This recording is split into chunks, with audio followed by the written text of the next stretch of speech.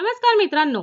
कमळी मालिकेतील पुढील भागांमध्ये आपल्याला असं पाहायला मिळतं की महाजन कुटुंबाच्या आयुष्यामध्ये सध्या होळीच्या घटनांमुळे आधीच खूप उलथपालथ झालेली असते आणि बाहेरून सगळं शांत दिसत असलं तरीही हवेलीच्या भिंतींमध्ये अजूनही अनेक गुपितं दडलेली असतात.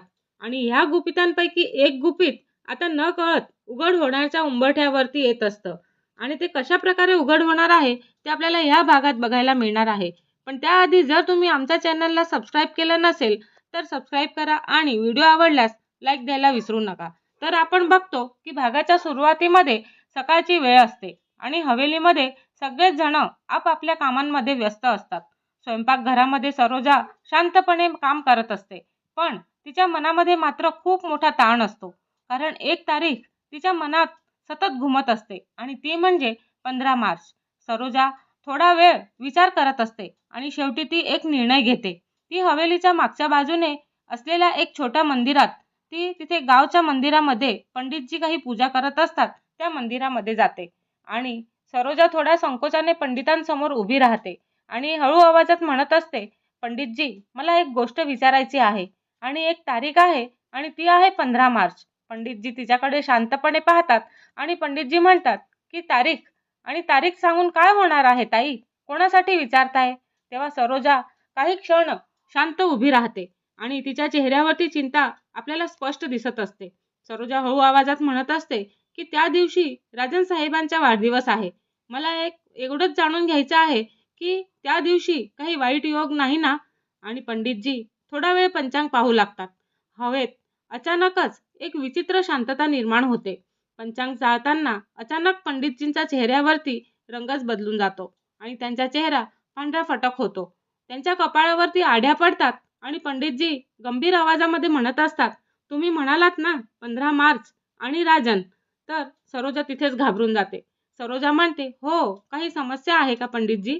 तेव्हा पंडितजी काही क्षण काहीच बोलत नाही आणि मग ते हळू आवाजात बोलतात की त्या दिवशी ग्रहांची स्थिती फारच भयानक आहे आणि त्या दिवशी मोठा अनर्थ होण्याची शक्यता पण आहे. सरोजाच्या हातातून पूजेची फुलं खाली पडतात.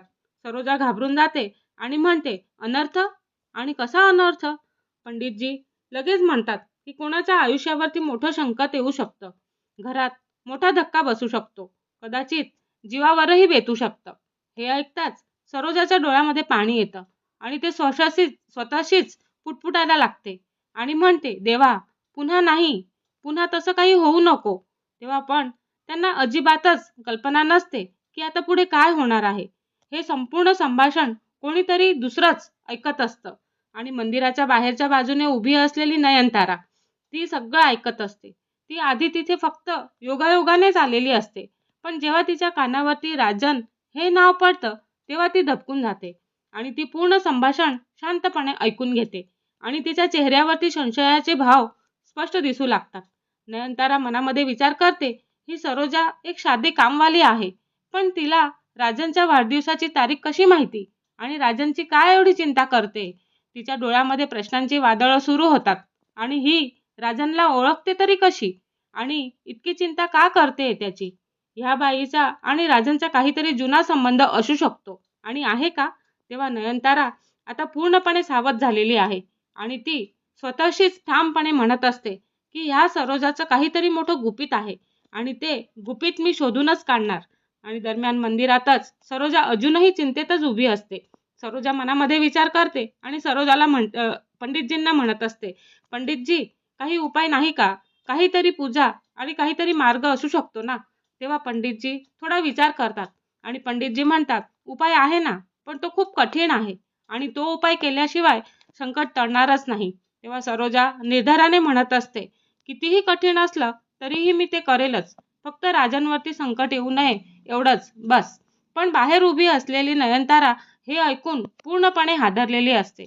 तिच्या डोक्यामध्ये आता एकच प्रश्न घुमत असतो की ही बाई राजांसाठी एवढी काळजी का करते आणि ती रागाने मूठ आवळते आणि आजपासून मी ह्या सरोजावरती लक्ष ठेवणारच आहे आणि तिचं खरं रूप सगळ्यांसमोर आणणार, असं ती निर्धारच करते. आणि इथेच कथा एक भयंकर वळणावरती येते. कारण एकीकडे सरोजा राजांवरती येणाऱ्या संकटाला थांबवण्यासाठी काहीही करायला तयार असते आणि दुसरीकडे नयनतारा सरोजाचं गुपित उघड करण्यासाठी काहीही करायला तयार आहे आणि ती एक मोठा डाव पण आखायला सुरुवात करते. पण खरा प्रश्न अजूनही कायमच असतो की 15 मार्चला खरंच काय होणार आहे का? आणि राजांच्या आयुष्यात कोणता अनर्थ येणार आहे? आणि सरोजाला राजांबद्दल इतकी काळजी का वाटते? या सगळ्या प्रश्नांची उत्तरं पुढच्या भागामध्ये उलगडणार आहेत आणि ती उत्तरं महाजन कुटुंबांच्या आयुष्यात एक मोठा स्फोट घडवून आणू शकते. आणि हे सगळं बघण्यासाठी आमच्या चॅनलला लाईक, शेअर आणि सबस्क्राईब करायला विसरू नका. धन्यवाद.